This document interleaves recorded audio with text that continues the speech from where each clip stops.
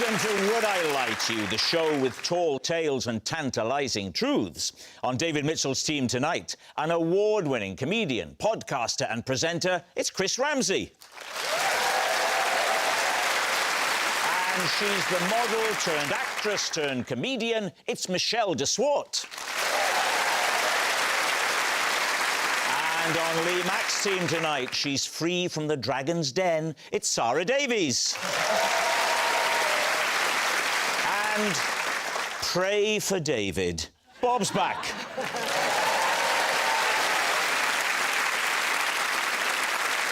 We start with round one, Home Truths, where our panellists read out a statement from the card in front of them. To make things harder, they've never seen the card before. They've no idea what they'll be faced with. It's up to the opposing team to sort the fact from the fiction. First up, it's Sara.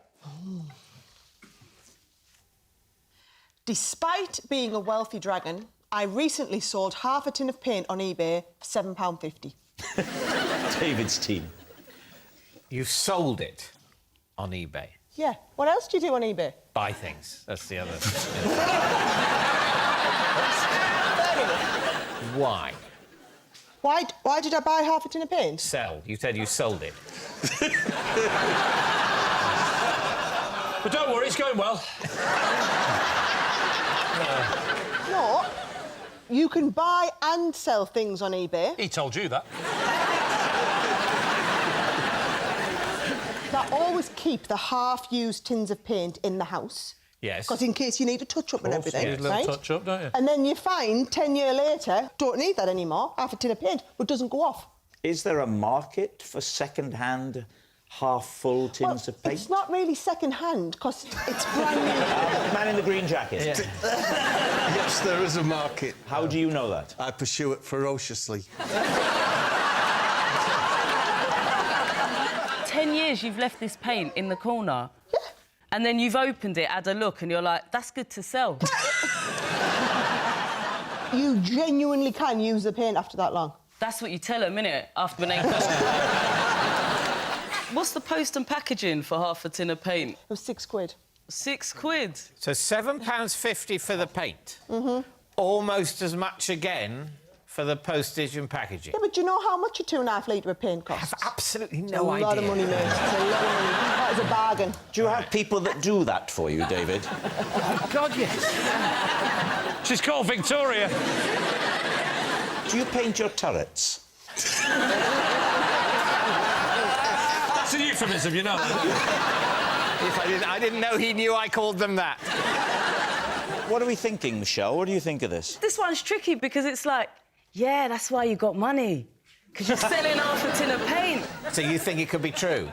To me, it seems wild that anyone would do that, but I'm like, that's why you're minted, and I'm not. I think there, when we were saying it might be true, there was a little glimmer of hope on Sarah's face there. Yeah. I think she thought, oh, they're going for it. And I think that in that moment, you betrayed yourself. So I think it's a lie. I think it's got to be a lie. £7.50. I think we feel it's going to be a lie. All right, they're saying they think it's a lie, Sara. Was it a lie or was it true? It is the lie. It's a lie. Sara didn't sell half a tin of paint online. Bob, you're next. I once upset a lot of people after I was hired to film a wedding. Something I'd entirely forgotten. David's team. Who hired you to film their wedding? A very good friend of mine who saw something in me. He was called Dr. King. All right. And he had an act. He was a comedian. It was his stage name. Oh, right, yeah. And he had little toy rabbits, little furry rabbits on the end of string, about 10 of them. And he would tell a joke. I bought my granddad a snowboard for Christmas. He's been going downhill ever since. And then swing the rabbits. Right. Put too much petrol in my car the other day. I couldn't get in it. That was his act. Someone married this man. Did I say he was married? Well, you were... You did say it was his wedding. You asked me who asked me to film a wedding. OK, I think I asked you who asked you to film their wedding. Well, in that case, I apologise. I've behaved very badly. OK, Dr King commissioned you to film someone else's wedding. Yes. OK. I obviously was drawn to Dr King on account of the rabbits, but also his personality. He was... Isn't that older, yeah? Yeah. I don't know why I'm telling you about him, other than the fact I found myself living with him. What? And he was a professional gambler. He made his living betting on the horses. Right. He would only make a few bets a year. It could be as little as 5. He also did videos of weddings. And you lived with him? I lived with him, yeah. He drank 5 pints of milk a day. Well, that's a lot of milk. Isn't it a lot of milk? Wow. At what stage in your life did you live with Dr King? I was probably about 30 years old, I think. What was his real name? Because you say Dr King was his stage name as a comedian. Yeah.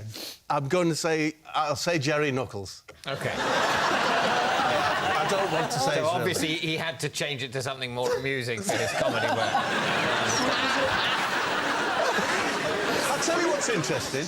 Nothing to do with the story. His girlfriend was one of the Teletubbies. Which one? The green one. And you said he would only make about 5 bets a year. How do you make enough money from that? Big bets. Is that his girlfriend's name?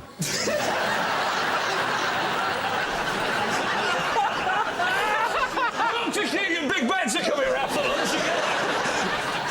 There you go. So, obviously, that's true.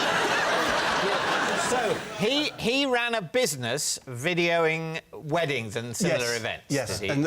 and one Saturday, I was asked to go along and be one of the 2 cameras. So I went to this wedding, and he said, go down the front and get the bride coming in. You mean Filmer? Filmer, yeah. All right. You mean kidnapper? And you said this angered a lot of people. No, that didn't anger anyone. What you do is, in those days, is you didn't edit videos, you just gave them all the footage.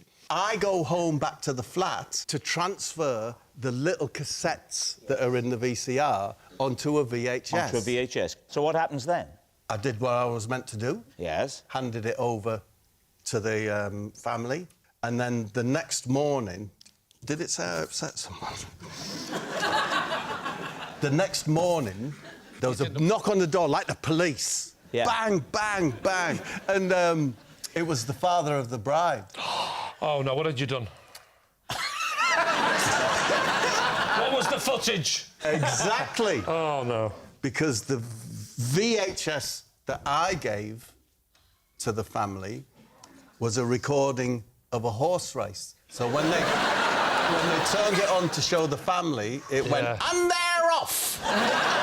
Because you had recorded the wrong thing? I know I'd taken the wrong VHS, which was one of... This ties in, because it was one of Kingy's... Bets. Horse racing. But you've transferred it from the small cassette that Yes. goes in the camera to a VHS. Yes. And then just picked up a different VHS. I mean, it's a long time ago. My memory's fleeting, a bit like a mouse's tear on a hot griddle.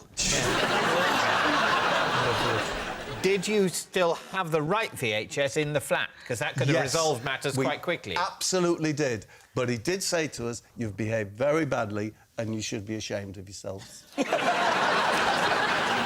How did the father of the bride know where you lived? It's on our letter heading. Perhaps. Yeah. Michelle, what do you reckon? The thing is, the story is absolute nonsense. Like, it's ridiculous. No, actually, when you get into it... That's what I'm the saying. milk and rabbits aside, it's just Bob took the wrong VHS. Yes. If you imagine I once mixed up 2 VHSs, we'd think that was plausible, wouldn't we? Yeah. Yeah. Well, there we go. Let's move on. So do you think Bob's been telling you the truth? I don't want to talk on that subject.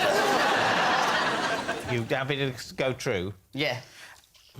Me gut's saying lie, but... You think lie, you think true. Yeah. We're going to say true. We're going to say true, and then I've just got some things to do. So that's fine. Then you can let me know at some point. You're 100% on this? I've said what I've said. Oh. That's your decision. You're saying it's true. I'm just trying to, you know, there's a bigger picture. It's a troubled world out there. And I think I'm going to address that. And we'll live with the consequences. Absolutely. OK, they say it's true. Bob, was it true or was it a lie? I was telling the truth.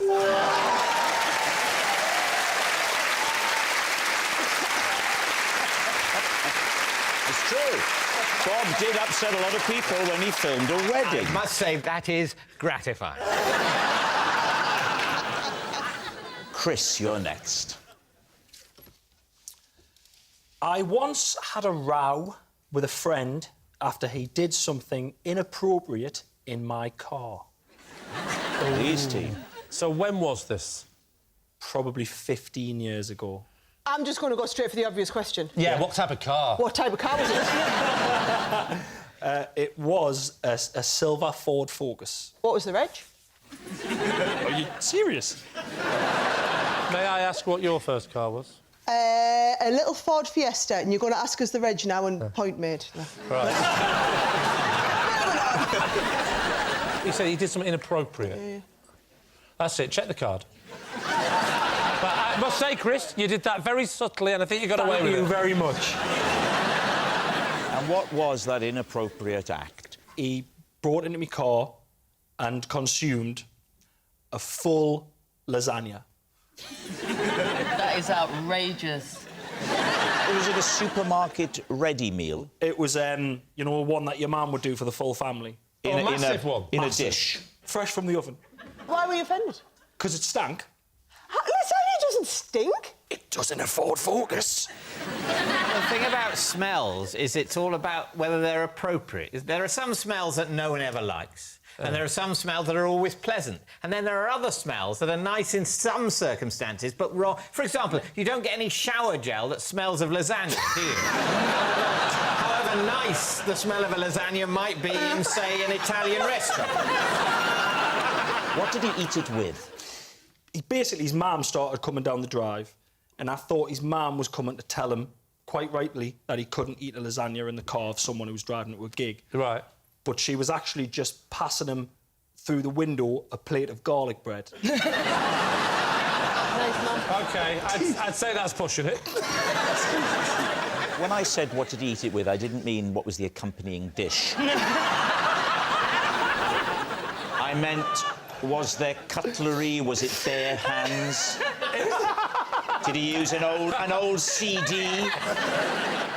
It was a knife and fork. A metal knife and fork? Yeah. OK, so he's now got a metal knife and fork. He's even got the side dish. Has he got a napkin? It was wrapped around the knife and fork. Right, it's time to go for a guess. So what do we think? True. Well, you sound convinced. Oh, I'm sorry, Lee, it's a tricky one. Can I have a more assertive side, please? False. Oh, we've just made it How harder. many times have you been on this show, Bob? It's not called Would I False for you, is it? Get up to your master's office Say and it take properly, your or punishment. go on! Sorry, I think it's false. A lie! I think it's a lie. Oh, you two. I'm going to say it's true. Chris, was it true or was it a lie? It was true. Yes, it's true. Chris did have a row with his friend over his car. Our next round is called This Is My, where we bring on a mystery guest who has a close connection to one of our panellists. This week, each of Lee's team will claim it's them that has the genuine connection to the guest, and it's up to David's team to spot who's telling the truth. So, please welcome this week's special guest, Linda.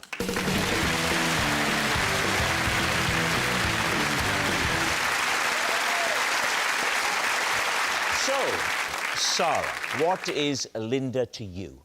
Yes, this is Linda. She is me on German TV. Right. Bob, how do you know Linda? This is Linda, and she allowed me to blow up her caravan. And Lee, what is your relationship with Linda? This is Linda. Her monkey beat me at Snap. And I will be taking no further questions. So there we have it. Sara's Teutonic twin, Bob's blast buddy, or Lee's primate pal. David, where will you begin? OK, so, Sara, in what sense she's you on German TV? Well, I don't really speak German, so when I do all of my TV in Germany, Linda is my voice. So I say it in English and she translates it for me. What shows are you on in Germany? I do loads of shopping telly in Germany. What's that? What's shopping telly? When you shop on telly. You can shop on the internet, you can shop in the shops. How can you shop on telly? Sorry, are you taking the mickey? You've never heard of television home shopping? Do you I'll be ever honest- use that remote control? When you're searching for those adult channels, you must go through that. As soon as I see a blender now, it's all over. Sorry, not blender, Brenda. I have heard of shopping TV. I've never really watched any. But you're acting as though the whole concept is alien to you. Just want to nail the concept. I'm not disputing its existence.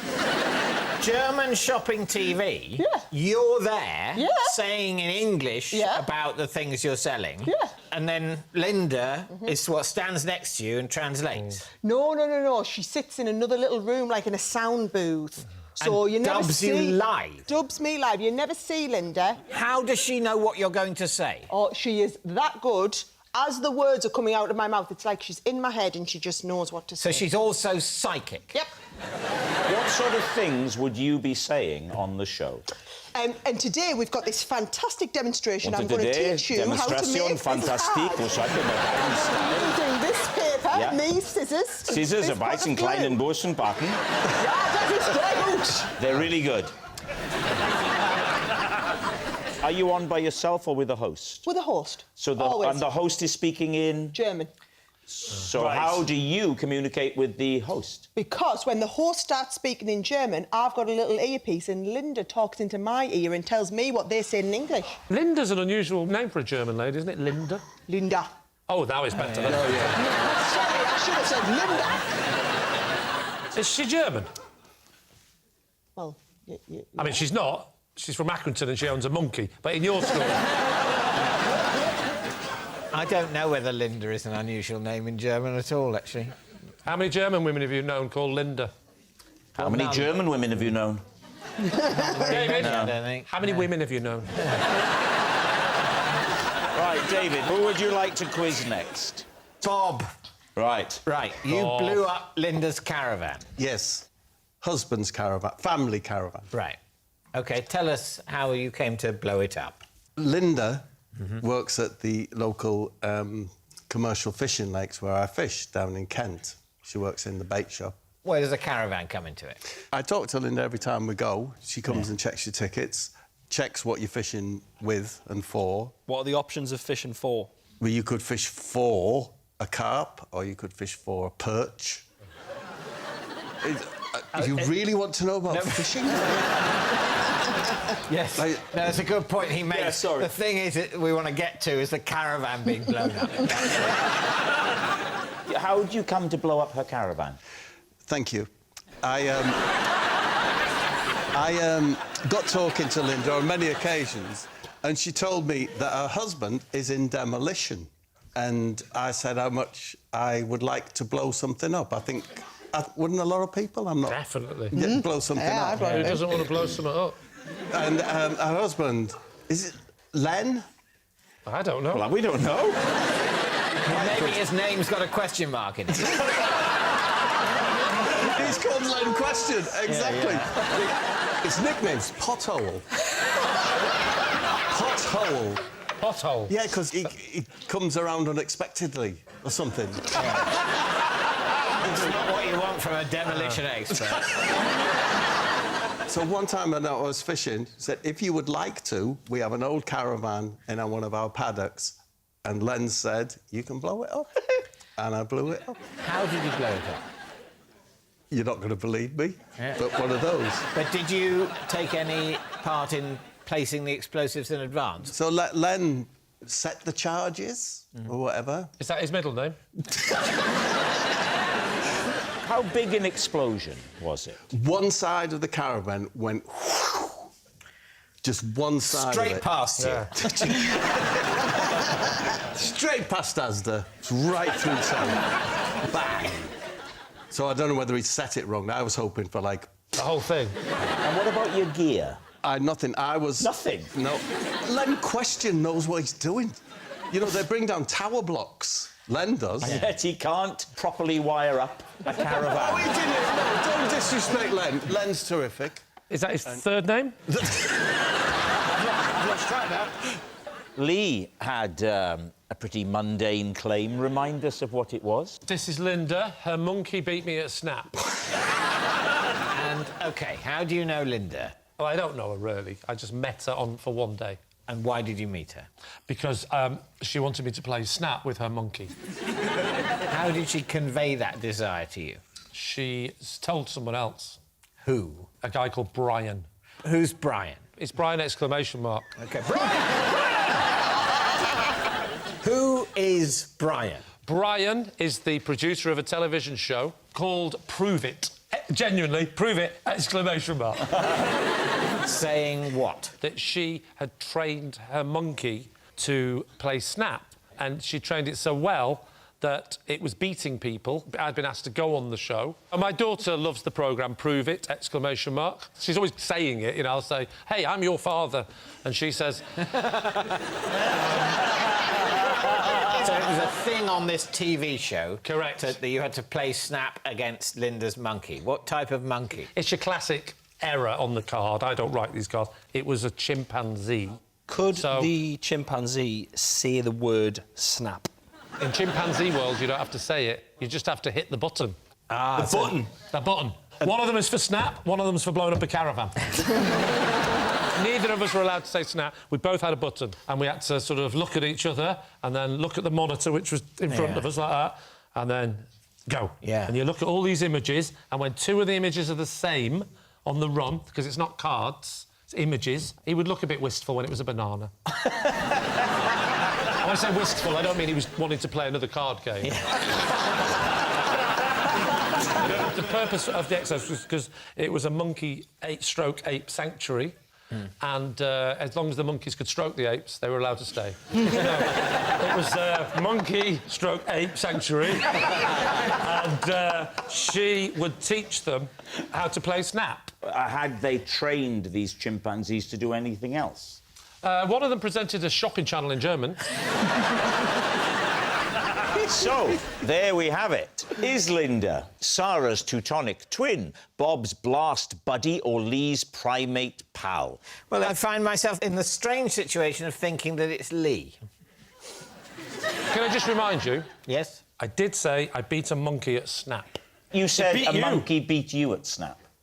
Yes, I did. That's right. No, you're quite right. If you'd said the other thing, I wouldn't have believed that. I mean, what about Sara and the shopping channel? I think there is no doubt that if what she does is dub people into German on shopping channels in Germany, she is most likely to be German, which makes it very suspicious that you didn't just go, yes, she's German. Yes. The great irony about this conversation, and you never asked me, is she genuinely can speak monkey. Now, what about Bob and the caravan? You don't seem to be considering that. That could be true. I like the idea of, like, Bob just having a moment of tranquility while fishing and then going, I really want to blow something up. What's it going to be? It's Lee. You think it's Lee? That's what I think it is. Do you think it's Lee? I think what you think, Captain. I think Go for it. Oh, you are dynamic. I love this. Linda, would you please reveal your true identity? I'm Linda.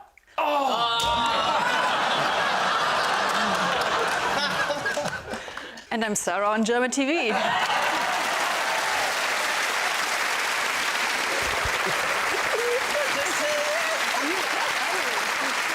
Thank you very much, Linda.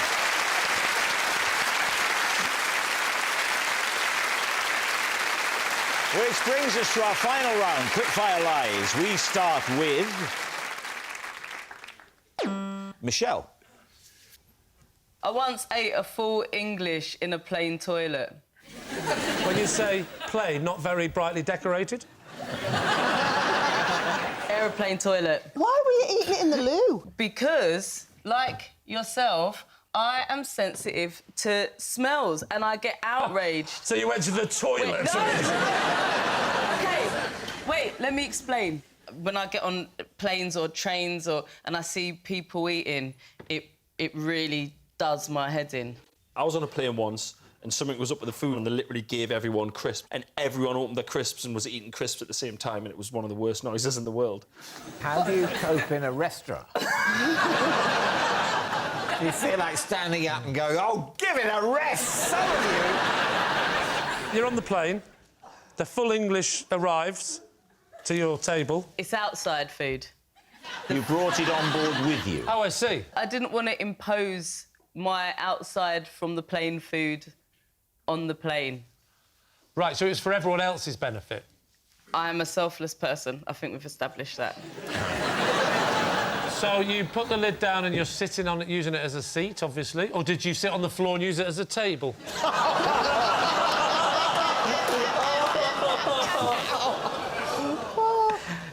Well, both work. Yeah, I'm getting to it. All right? I'm just having a think. I'm just having a think. By which you mean having a remember. I remember sitting on the toilet Yeah. like a normal person. Well, you say that. A normal person who's got the lid down whilst eating a full English breakfast. At least I assume the lid was down. Yeah.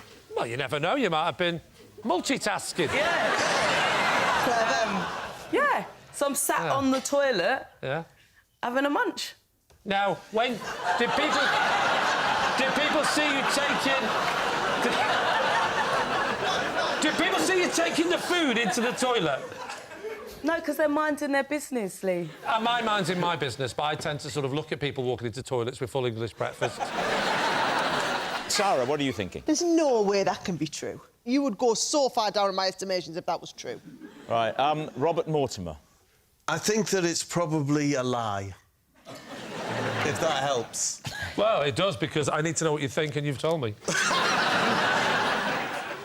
I think it might be true, but I'll go with my team and say it's a lie. They're saying it's a lie. Michelle, was it a lie or was it the truth? It is, in fact, sorry, Sarah, I am disgusting. It's the truth.